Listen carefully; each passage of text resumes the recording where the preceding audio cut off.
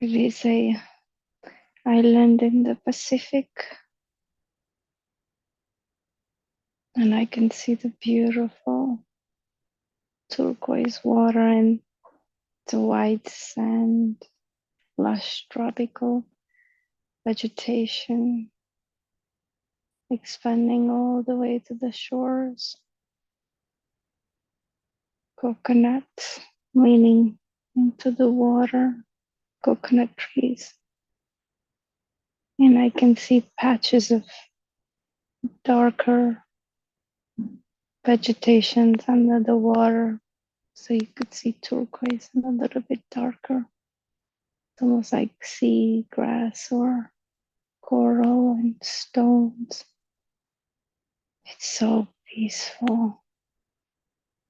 It's a place away from this 3D reality where you don't need credit cards and bank accounts and any of these cars for traffic. And it's a place where you could just live as you're supposed to live with the nature. Simple, so connected, where your senses of feeling are heightened the way they're supposed to be, where your senses are not shut down by the civilized world, where you can read the environment just by listening to it, by listening to the wind or the birds. You know how the weather is going to be like. You're so connected that you live in a perfect symbiosis with this environment. We've forgotten to live this way. We've become desensitized from nature, from our mother nature, and everything that she represents. We need to go back to that. I'm a woman. I'm young, and I'm just joyfully on the beach, just enjoying, giggling, laughing, jumping. Nobody can see me. I'm in my element. I could just be silly.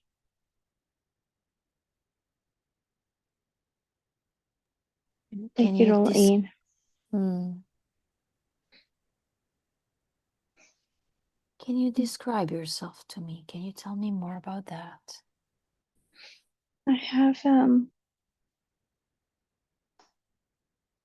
I'm skinny, taller, like a slim body, healthy but slim, darker skin, somewhere between Polynesian. I hear Polynesian, somewhere between olive and like dark, but I'm not black. It's just like a dark skin. And I have long black hair in strands. It's not braided and not maybe like twisted in strands, long strands. They reach below my shoulder, like mid back, and it's held in the back of my skull, like it just pushes behind my from my face towards the back. The way the hair is done is holding it back so it doesn't fall into my face. And I see little like strings, like something weaved through the hair, like little spins. No, It means like little circles through my hair. And when you take a piece of string and you just wrap it around the hair many, many times, and it forms like a little band around the hair, something like that. I see red, like yellow. Mm. And then I have kind of like a skirt that is made out of natural materials, maybe kind of like leather, and it's just straps. Like, how do I describe this? It looks similar to the Roman soldiers' outfits, you know, the leather strands, kind of like that. But it's more wild. I'm part of like a tribe, and I see an arrow, like a bow and an arrow behind my back. It's just uh, behind my back. Mm-hmm. I'm young. Um, maybe a teenager, 16 or 18, barefoot. Mm. Um, this is where I live. Beautiful. We hunt and we fish. We only we only catch what we need to eat. We don't over hunt. We don't waste anything because we respect the nature. We know she gives us nutrients, so we are respectful of what we receive from her. I'm young, but I understand these things already. It's in our culture, it's in our blood, it's how we grow. We are taught since young to respect our environment, the nature, the land, the plants, the water, the sand, the animals. There's a reverence that we have towards it. Very good. Do you have a sense of what you do with most of your time in that beautiful place? I see my village and my people. Mm-hmm. We live in huts, so the roofs are made out of sort of like straw. They are, the roofs have sort of like a U shape, and there is a little stick coming from the top of the roof, like the center. It's not like the structure is holding the straw together. And I think the walls are made out of like mud. We don't have doors and windows. It's just sort of the walls that are creating this separation from the outside, sometimes to protect us from stronger winds or rain. I Mm. see several of these huts and then the center of the village, and I see kids playing. So the way we spend our days, we hunt, we cook, we make our food, we take care of each other. The women are taking care of the children and they're cooking. I see them sitting on the ground in this, like in the middle of this community, while the kids are playing and chasing each other and just giggling and laughing. The women are watching them, but they do things with their hands. They mix grains or plants that they're going to cook with. We use flowers too. We know what's edible. So we incorporate a lot of what we're gathering into our foods and into things that we, whether it's clothings or tools that we need to function, like arrows and cooking tools. They're very rudimentary though. Like a spoon doesn't look like a spoon, it's just like a one big stick that we're mixing food with. And we do have fire.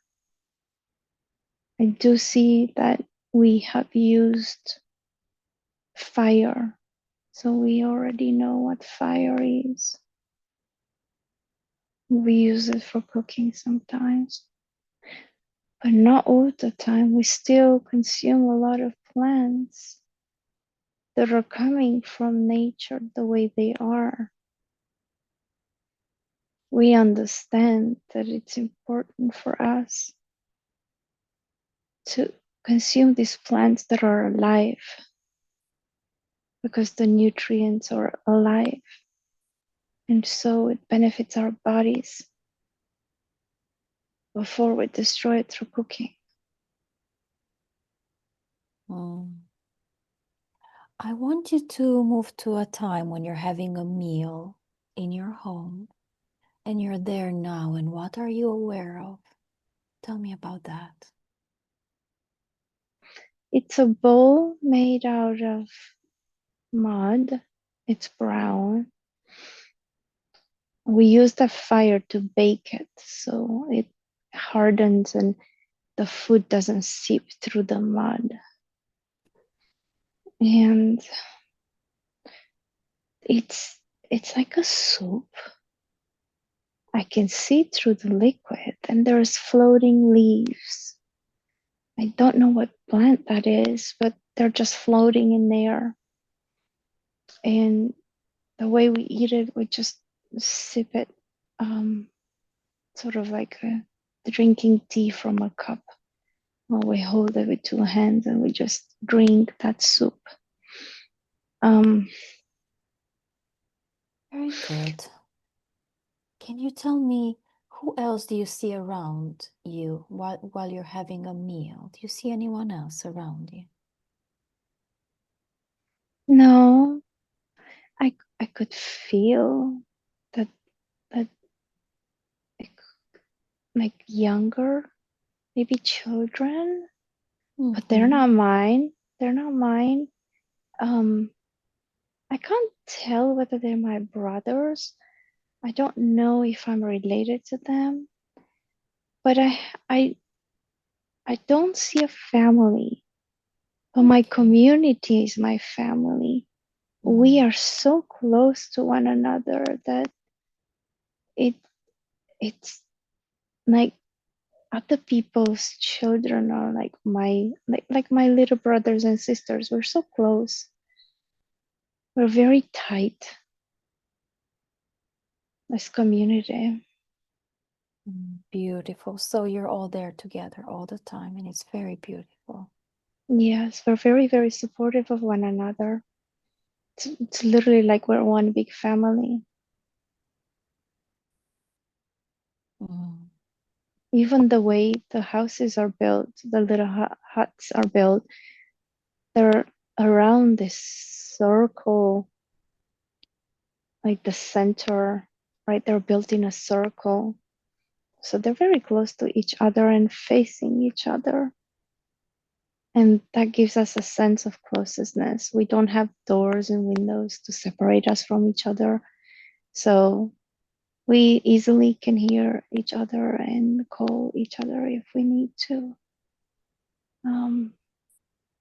The huts are just for, protection from nature, from weather, and to have our own space, to have a little bit of, to rest. But We don't hide from one another. We're so connected to one another. We don't need doors to protect ourselves from each other. We trust each other. We love each other. We help each other. So doors and windows are not needed. Very good. Anything else about this time and this place that seems important or relevant to mention right now? It makes me feel like it's so similar to Avatar in a sense. The movie, like the way we hunt. I just saw myself like,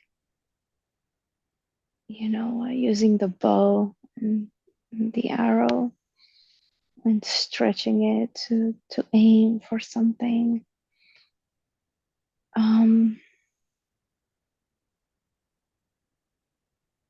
It's all though with respect and honoring of anything that we consume is with respect and honor.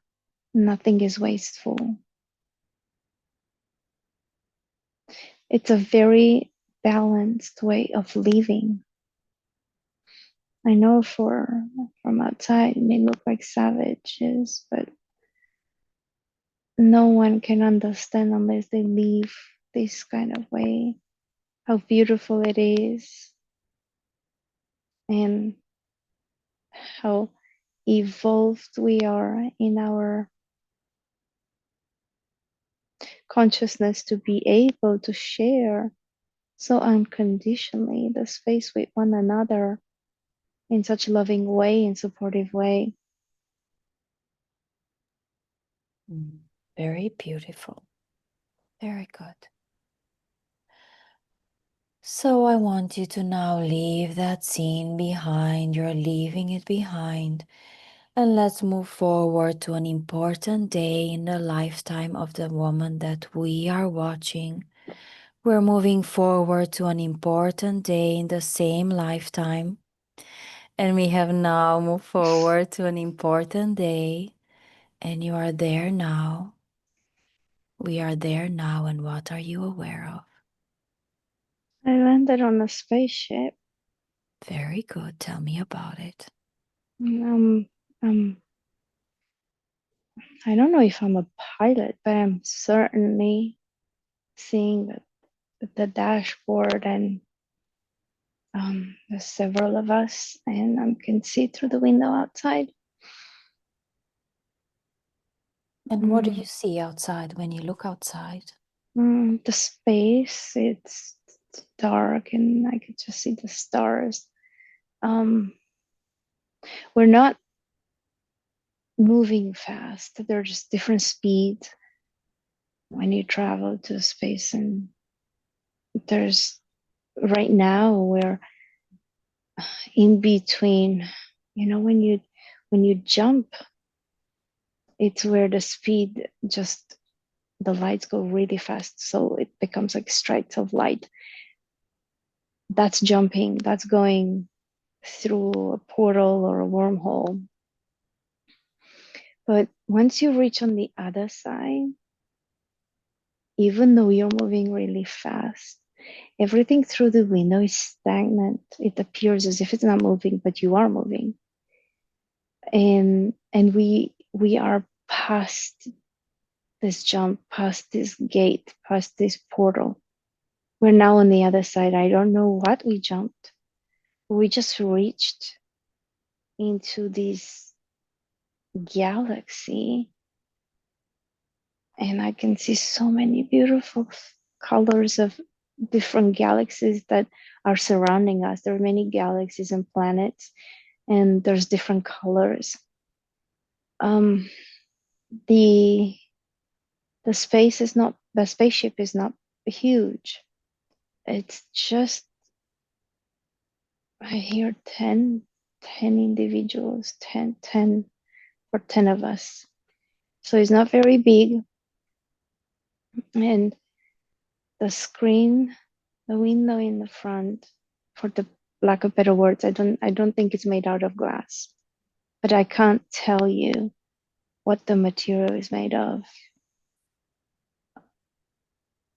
Okay. It's rounded, and it's maybe, I would say it's about 4 feet high by maybe 15 feet wide, maybe more, 20 feet wide. And then it's like a bubble. It's rounded like a bubble. And then the the dashboard is right underneath that kind of window, spreading across in the opening. So like we can see outside through this window. And then we have the control panel. And then it just looks like it's like a desktop kind of, because we have fixed seats attached to the frame of the spaceship, and but they swivel, and there are 4 seats in in front of this dashboard of the control panel. The four of us now have full access to all the buttons. It's like each of us controls one area of this control panel. Are you one of the four then? Yes, I am. I'm Mm. sitting on the right side.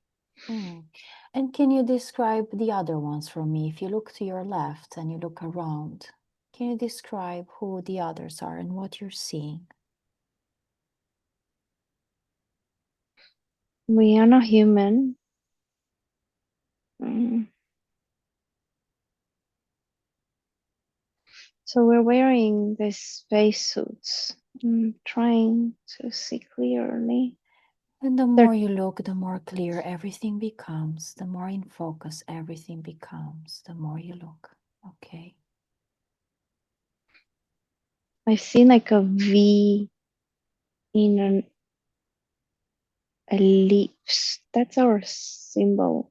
Like a when you put a check mark on something, it looks like a check mark like that inside in an elliptical shape, and it's on our left side of our uniform. The uniform is tied to the body, and it has a neckline. It has it's like a turtleneck with a rounded collar that comes to the center, and the edging is white, and it's almost like silver in color. The uniform is silver, but I see some sort of a pattern through it. When I look at it, I can't tell whether it kind of looks like a snake skin or like a honeycomb. I tend to believe that's more like a honeycomb pattern. It's weaved through these texture. Um, it's I hear that it has different qualities. Um, First of all, to protect our bodies, it's regulating our temperature. It's keeping us protective if something happens, if there is any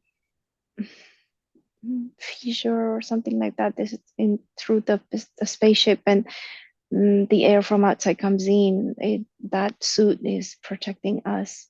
It's like a life extension in case of something would happen to us. But also it's sentient, and it communicates with the spaceship, and the spaceship and ourselves are exchanging um, biological um, readings, as if the spaceship makes sure that our vitals are always what they need to be. And so it's the suit is reporting to the spaceship of what our vitals are. And also, our arms and our bodies are like skinny and elongated. We're toned but not muscly. Like firm. If I were to touch my arm, it would be like super firm, very hard. But it's not that we have muscles because we work out. It's the muscle textures. The muscles are denser than the human muscle. Um, they're made out of different fibers, and so they have a composition that it's very very tight. The bone structure is lighter as well. Um, And if you were to tell me, are all of you from the same place, the same species, all four of you, or yes, 10 of you? And could you yes, describe your face for me or someone else's? What do you look like? yes. So we have bigger heads, and we have no hair. We're not human looking, and it's rounded, little bit elongated, wider as well as tall. So it's like almost like way more brain mass than a human, like double the size. And then like wider forehead, and I, So it's a would you say it's a humanoid form with two arms, two legs, but not really yes, humanoid? yes, yes, Oh, I see. and skinny body, like very mm,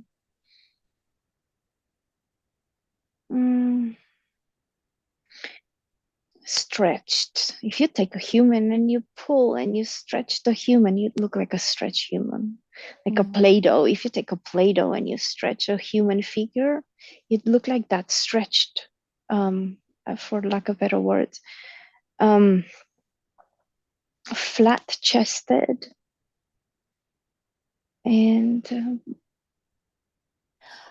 As big, far big feet and big hands. Mm.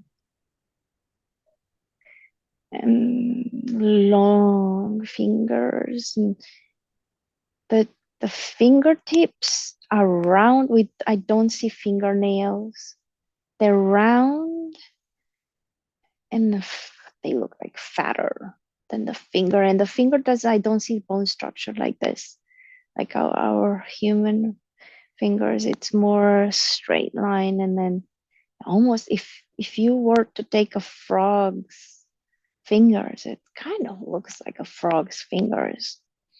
And I think I can't. I mean, look. It's okay, you're doing very well. Do you feel healthy in that body? Just tune into yourself in that body and tell me, do you feel that you're healthy right now? Yes, I'm strong. I'm a male, Mm.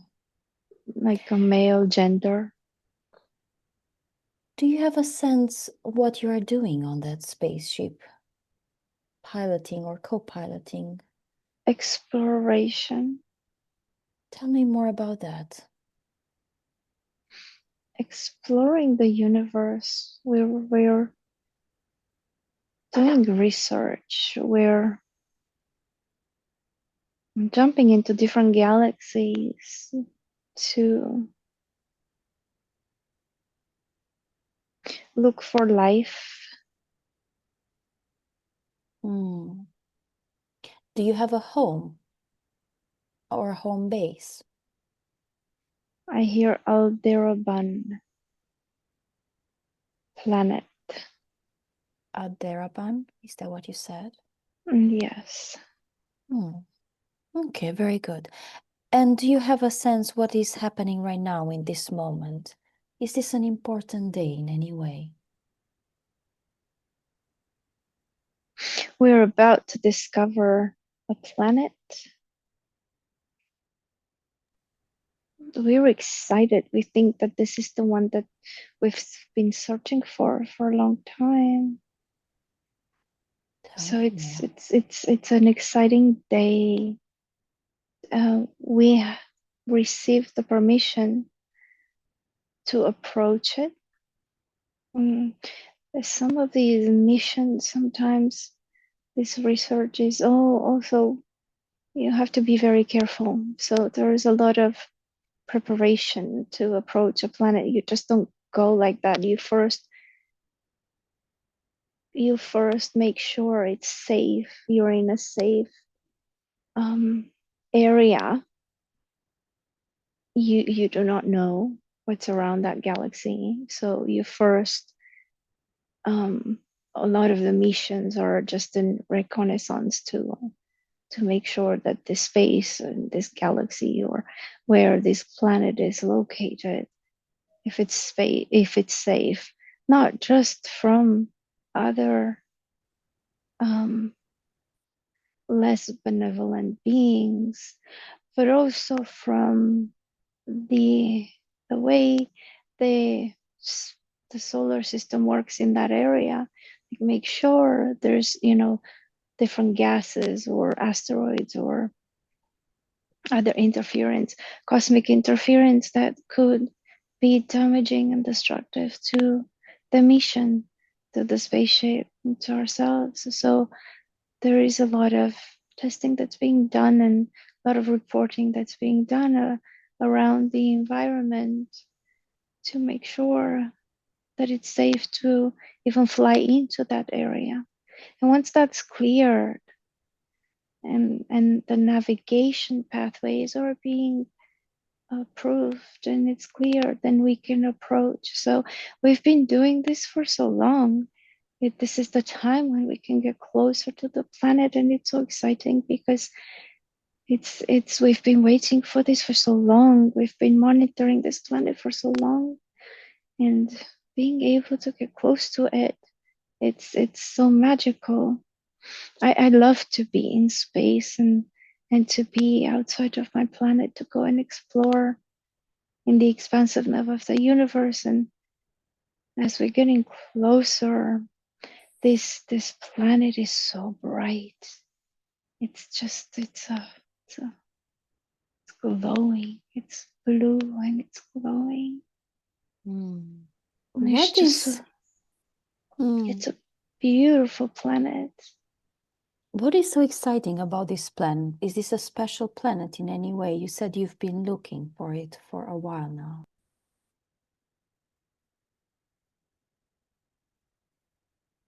It has water.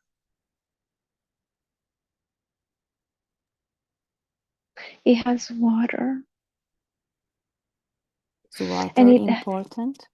yes, water is important for life and for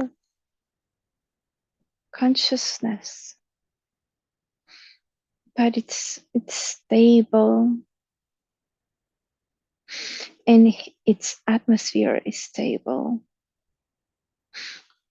There's many planets that have water on them, but their atmospheric environment is so unstable they cannot be approached. But this one has run its course of evolution, so it's now stable. What was the reason that you're looking for a planet? Do you remember? Why is this important?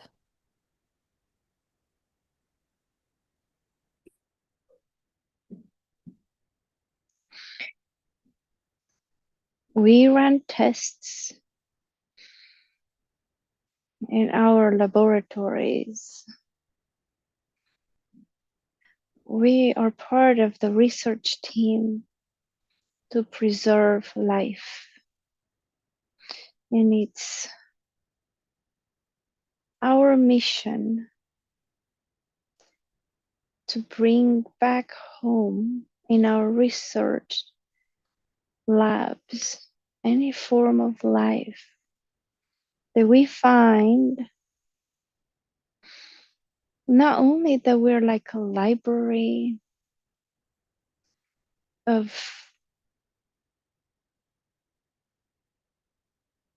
holding life, but also we study it, on how to create more life with it. We're also part of the teams that are helping bring life into planets that have lost life. Planets that still have potential to carry life, but that something happened to them and they got destabilized. So then we collect forms of life, and then we test to replant life to where it's still potential for it to grow. For an example, a planet has a so-called lifespan until extinction. If that planet has sufficient life left in it, but it needs help to further be stabilized, then we bring in these forms of life and we test it and we plant it in this planet. It's almost like having your own little garden in the backyard, but you do it on a larger scale on the planet, and so you plant the seeds and you hope that they grow.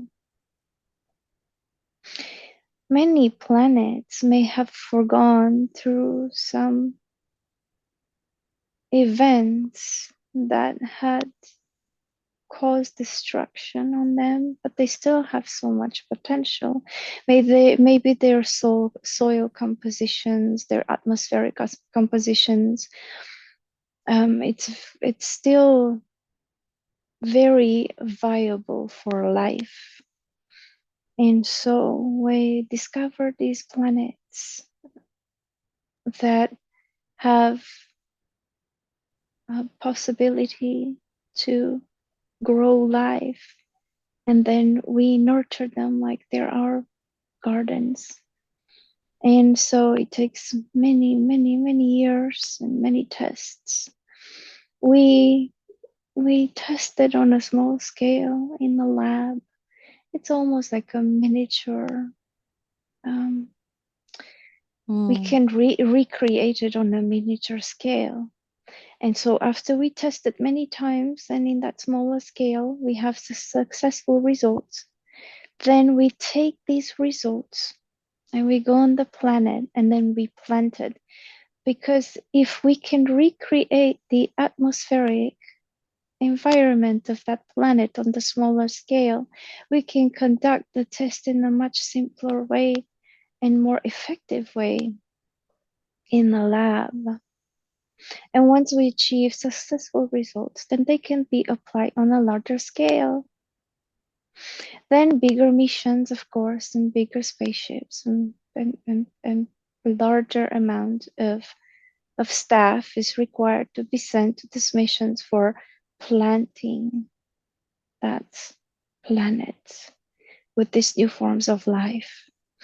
And then there's other missions of monitoring. So once we achieve this level of advancement in this project, then there is a lot of back and forth traveling to that planet and then monitoring it and making sure it's stable and interfere if something is unstable to regulate it. There's different forms of methods of applying this on a larger scale. I am more from the research team. I'm more part of the research team, the ones that goes and discovers these planets. I have partake in the lab as well. I've seen tests being done, but I don't per se sit in the lab and do the test myself. In order to understand the mission, I'm allowed to see aspects of the process. So I'm allowed to be part of the lab work, meaning to see so I can understand. Because if I understand that, I know what I'm looking for as well when I go in the mission in space. So while I'm not the one mixing different chemical ingredients or tampering with different bioforms of life, being different so-called plants or microbiome, but I do look.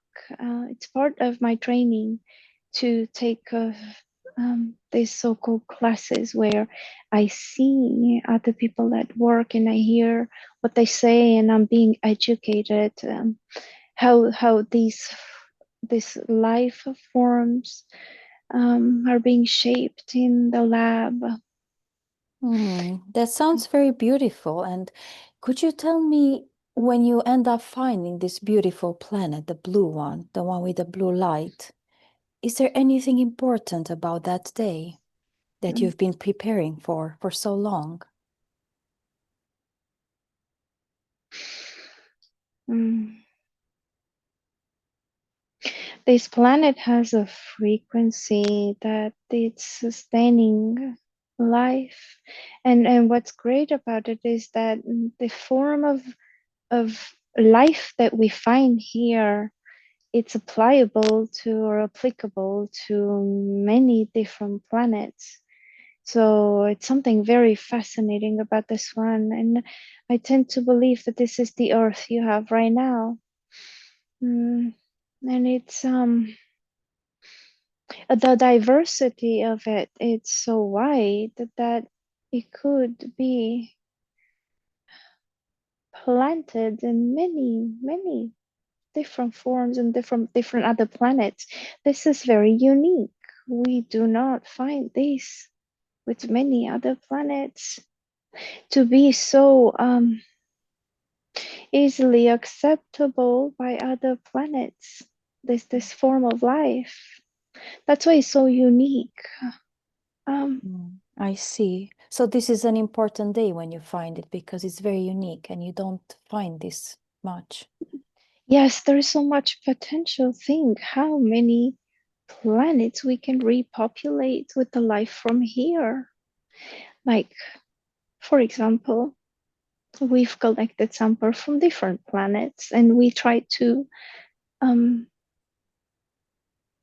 multiply them in our lab and then in our missions to populate these bare planets. When we planted the seeds had not have any success, so that we've had many failed missions this way, and the exciting part about this earth is that the life in it is this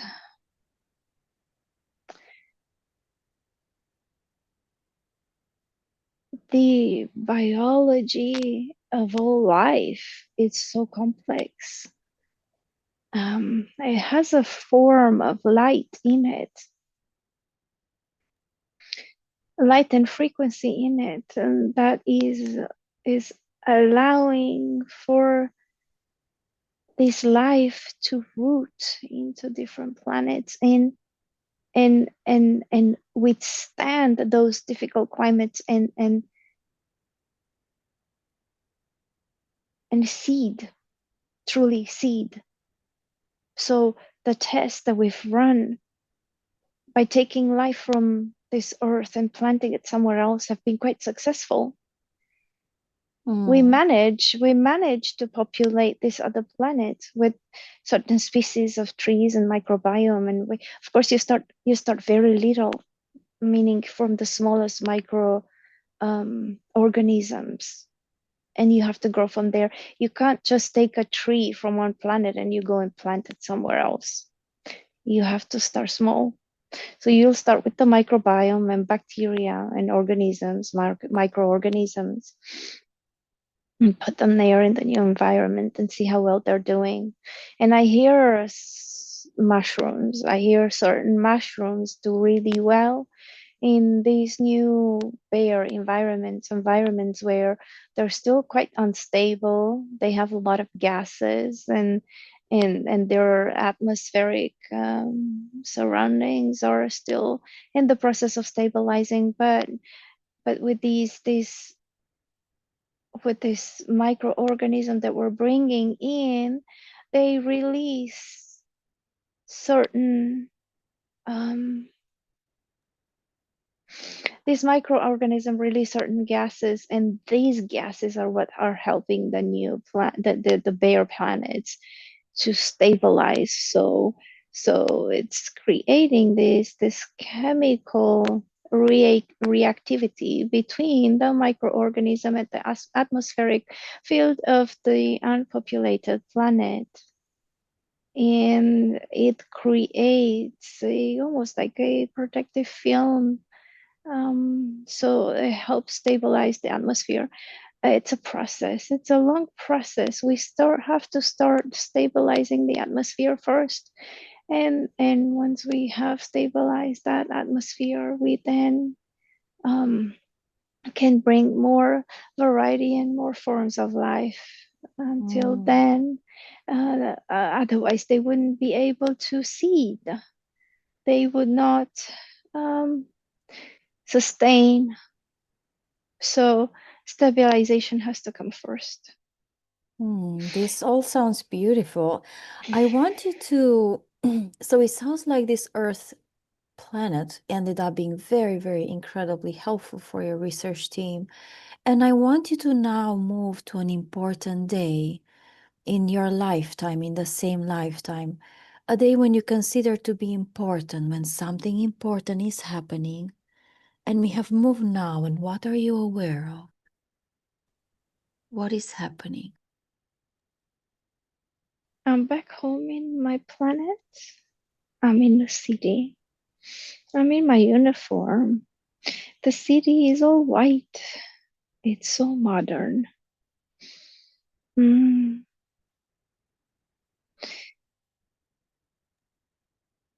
Tell me about your planet, if you don't mind. I'm looking. I'm scanning it. I'm with another partner, and we're just informed that we're gonna go in this mission. So I had traveled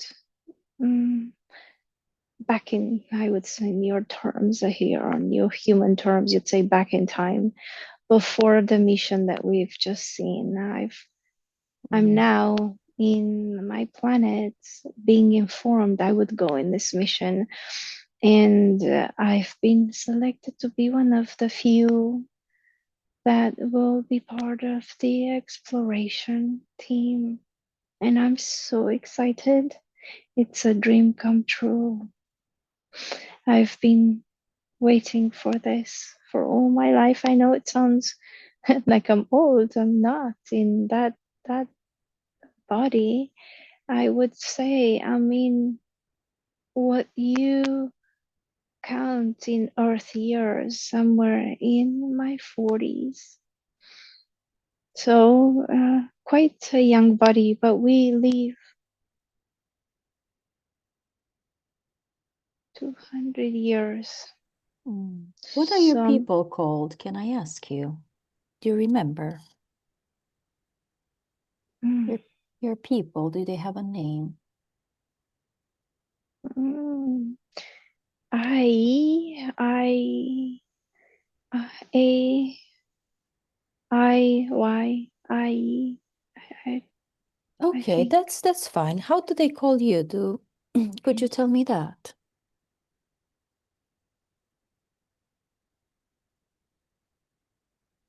If you I can remember, if not, it's okay. It's not I important. cannot see. But the city scene is very vivid. So all the buildings are white, and every structure is built um, with roundness. There is no sharp edges. Everything is dome, circular, and round. And I see the main research building. It's a massive structure with several domes, quite like almost like if you are gonna take soap and blow bubbles, and when they start bubbling, you see several domes, like a bubble domes, different sizes. That's how this looked.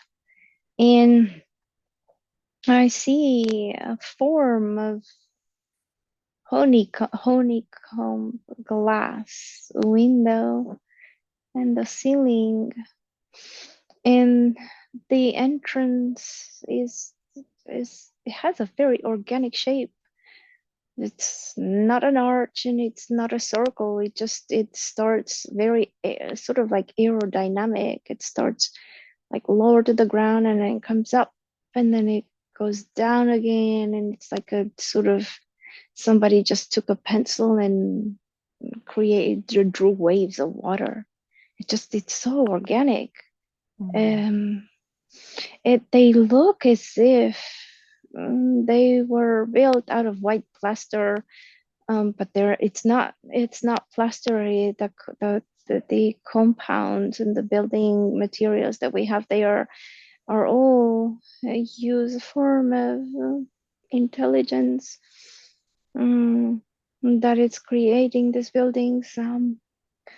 The buildings, the walls themselves are not sentient, but when you enter certain rooms in this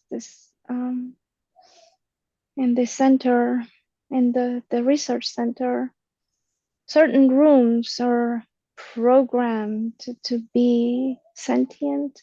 They do use a form of intelligence. It's not artificial, it's organic intelligence. It is connected to the consciousness of the universe. And by having these rooms built with intelligence, it's almost an instant communication. So if a researcher team, like a member, walks in that space, it's almost an instantaneous exchange of information. He gets an immediate download of what the results of whatever test was running and he was waiting for. When you do this exchange through consciousness, it's happened way faster than if you would do it through any device.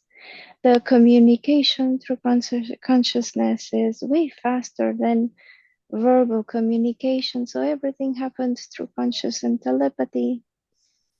We Mm. do speak, and there is a form of language. And it's a form of language that we rarely need to communicate with, but we sometimes use it maybe to enhance our feelings. Mm. Well, we mainly communicate telepathically through our conscious. I see. Thank you so much for all this information.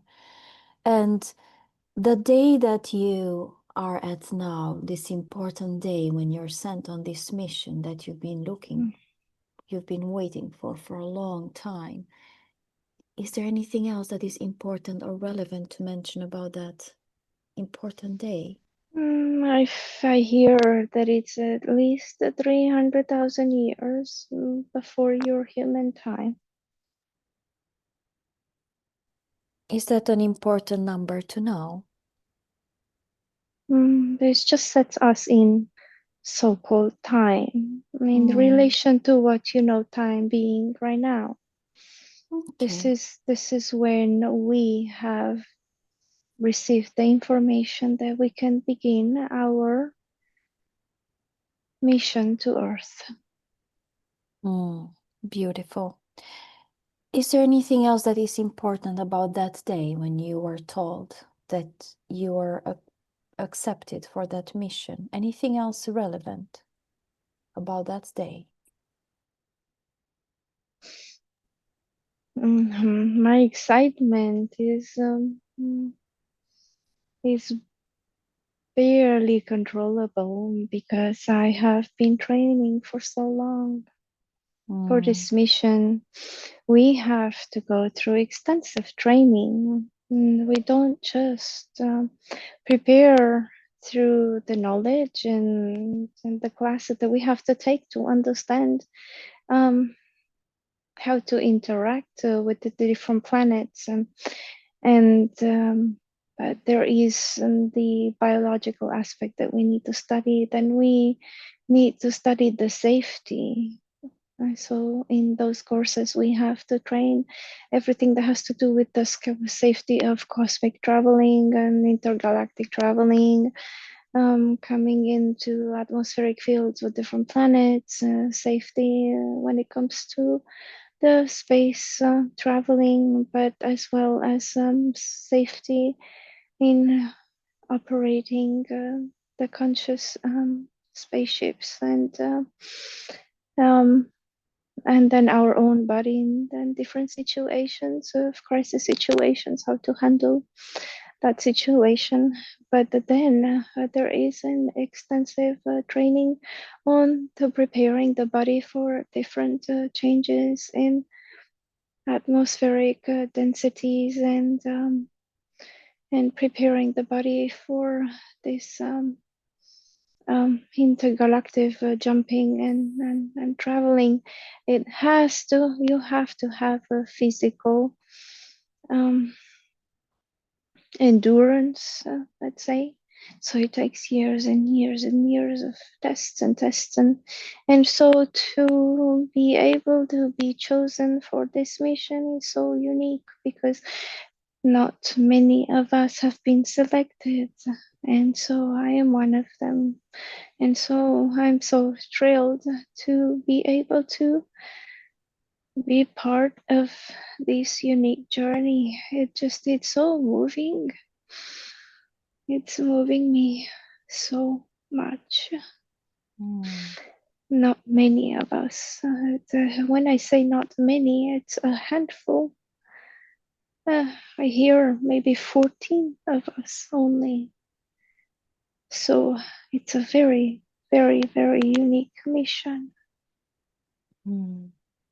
Well, I'm very happy for you. This seems very important to you. So I'm very happy that you have this opportunity. Mm. And I would like you now to just leave the place where you are behind. Just leave that place behind and move forward to another important day, a place and time that you consider to be important, where there is important information for us today. And we have now moved forward to this important place and time. And what are you aware of? And so we landed in the water of the earth. And now we're just floating. I am being told the earth itself at one point was this planet that had to be stabilized. So it is not my generations, but generations before me that had worked on stabilizing this planet as well. And now it reached to a point where itself can become medicine for other planets. And so we arrived in the middle of the ocean, and it feels strange to be surrounded by so much body of water. We do not have this much body of water on our planet. So it's fascinating from a researcher point of view, as well as in this physical body, to experience the movement of the spaceship in the water. Something I have not felt before. It's Hmm. very exciting. Hmm. It's like a childlike excitement. I see. And As, why did you land in the middle of the ocean and not in a populated area? Is there a reason? there is more. water, and then land. I know that we need to collect samples of water from here and the specific microbiome that is here. We can choose to travel to a land area. I can see mountainous vegetation and very lush vegetation. It's traveling with the spaceship from here, from the water into the land mass. It had to be water for the landing reasons. Okay. But then we kind of teleport ourselves into a landmass. So we have to scan a landmass that is safe. There is a lot of volcanic activity, and so we must choose a landmass which is safe and stable in order for us to land. But now we teleport from ocean to the land. Being in the water, being inside the atmospheric field of the planet, we have more possibilities to get readings on what is happening on the surface of the planet. There is a lot of reading. There are a lot of readings that we can pick up on outside of the atmospheric field, but in more details, we have to be inside the atmospheric field. And so we chose water for being the safest way for us to land. And once we are there, we can now get more specific readings or the directions it's best we proceed in safety. Is there anything else that is interesting about this important day when you land? This is the first day to collect the samples. So we are the first ones here. And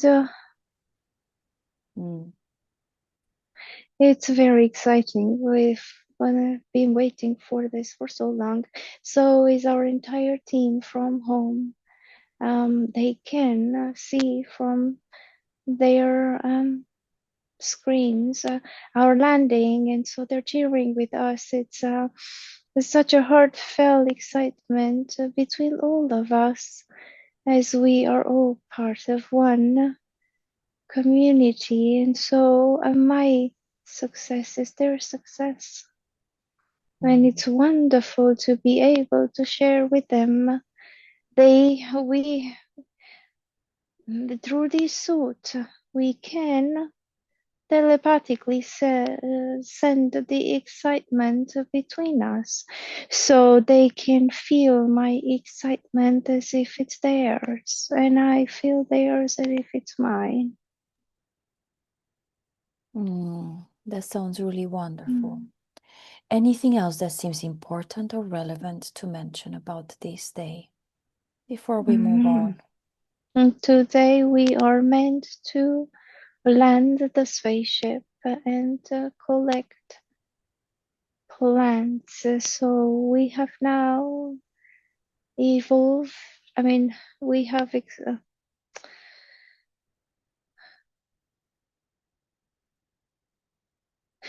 not been allowed to collect plants to bring them back to our center. And so today is the big day of collecting a larger variety of plants that we have found on land here. I hear the land is what you now call New Zealand. Okay. Thank you so much for this information. And now I would like to ask you to move forward to another important day, a day that you consider to be important when something important is happening. And we are there now at this important day. And what are you aware of? I'm an Indian, and we're mm, Mm, mm, there's always a war. We're in a war. We're in a war, and I'm a male. We're attacking. I'm on a horse, and I have there's a lance that I use. Mm. There's a war between tribes. mm. Okay. And this is an important day. What is important about this day where you landed right now, where you are right now? Mm. We could not. We could not settle for peace. We tried. We tried to achieve peace, but uh, the other tribes do not wish to come to an agreement, and so we have entered a massive blood shedding war. Mm, I wish that this didn't happen. I wish it didn't come here. I've tried to make peace with them, but I couldn't reason. I spoke from my heart, but I could not bring logic to the table of communication with other tribes. We used to be so united. I do not understand how we have fallen apart from each other so much. I am a leader of my tribe, and I wish nothing for my tribe but peace. But there is no way out, and I enter this war not knowing if I would make it. I wish there was another way. My heart is broken. I'm sorry to hear. It sounds like a very tough situation. You really were hoping for peace, weren't you? Yes, I've had so many attempts and so many meetings, but the leaders of the other tribes would not accept any resolution. Mm, I have attempted everything I could to avoid this,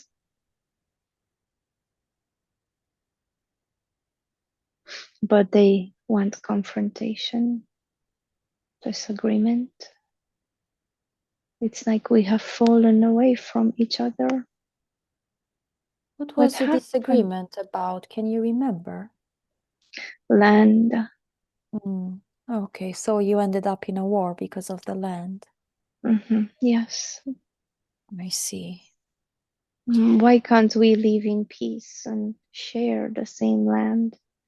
Why do we need to have limitations or boundaries and say, this is my land, this is yours? But they don't see it the way I see it.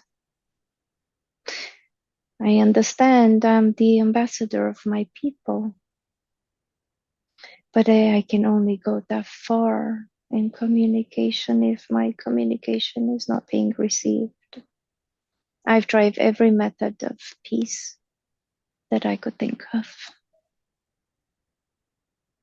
Mm. Anything else that seems important or relevant about all of this? We are coming in a time of unity.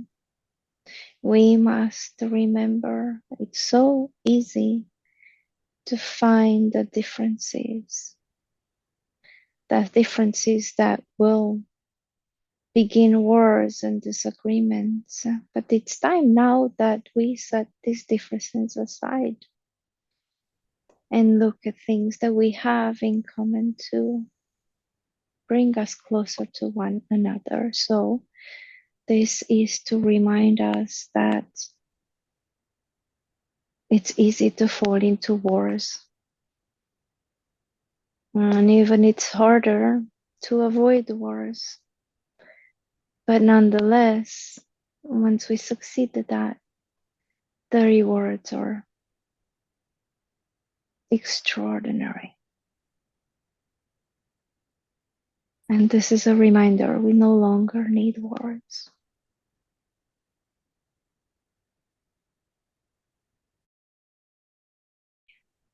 Do I have permission to speak to the higher self today? Yes, you do. Thank you, higher self. So I really respect the power of the higher self because I know that you know everything. And I know that you could have shown her any information today, and you chose to show her the beautiful life in Pacific, the star being who was the researcher, the explorer, and then the Indian man at the end. Could the higher self tell me why did you want to see all that information today?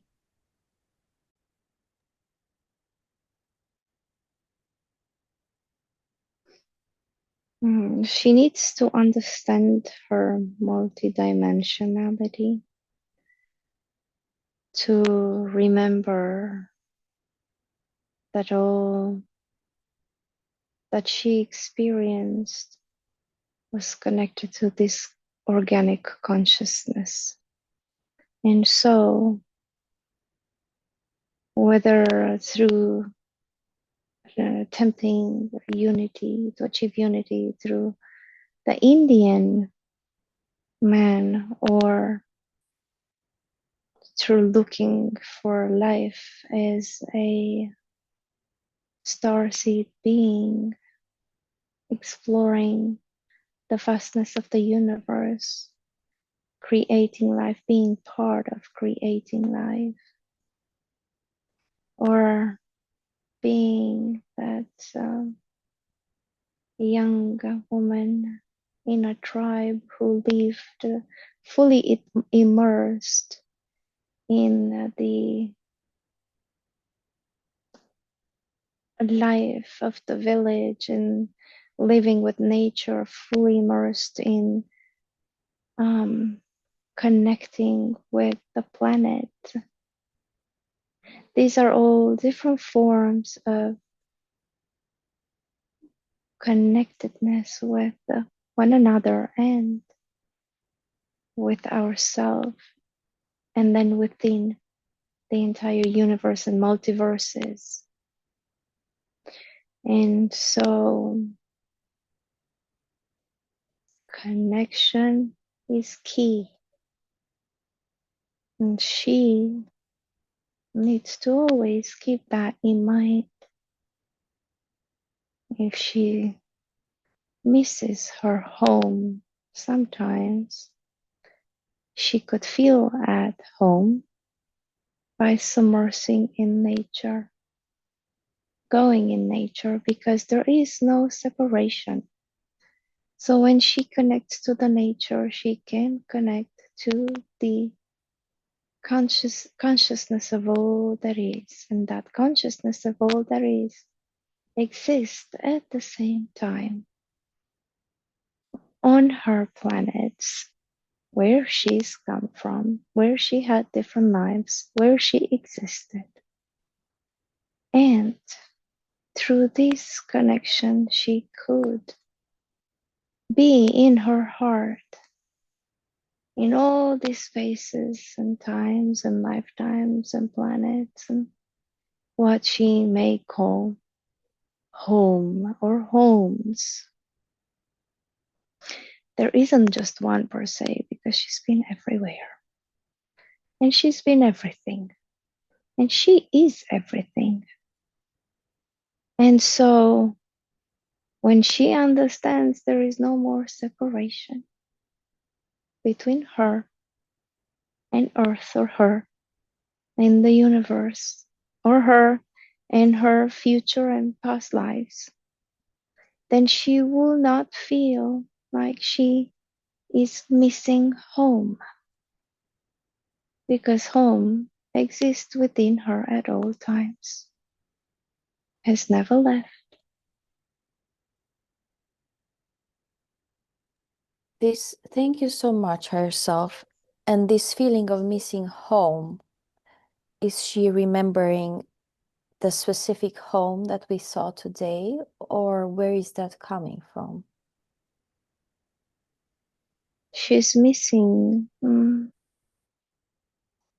she's missing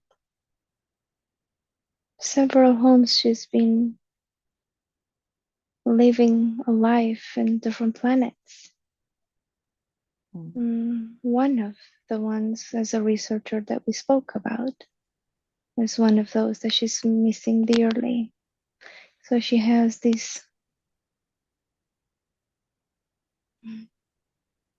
feeling of missing a part of her, but she's not missing it just because she's forgotten. Doesn't mean it's not there. It's part of her. It's part of her soul. Never left, and now she remembers. She can integrate that, bring it back home, sort of speak. I see. And why was it important for her to understand all of this today? So she doesn't have this yearning for a lifetime she's lost, because she hasn't lost it. But through remembering it, she can bring it in alignment with all the other lifetimes. She can integrate all of them and create her completeness, her oneness, and she will understand that there is nothing to miss. It's all here.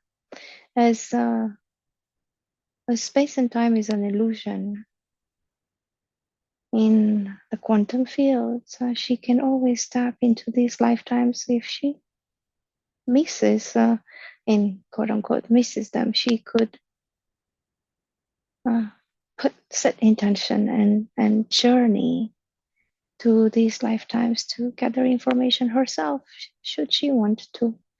She could do that through meditations, and now she got to a stage where she could just sit in silence, close her eyes, and the information can come through her. She doesn't need to do any ritual or meditation, let's say, or preparedness, let's say, to bring her state of mind to that level. She's already achieved that level where she could just do it. She could do it while she's talking to somebody. She could do it while she's multitasking. She could do it while she's performing tasks at home or at work. She has that ability.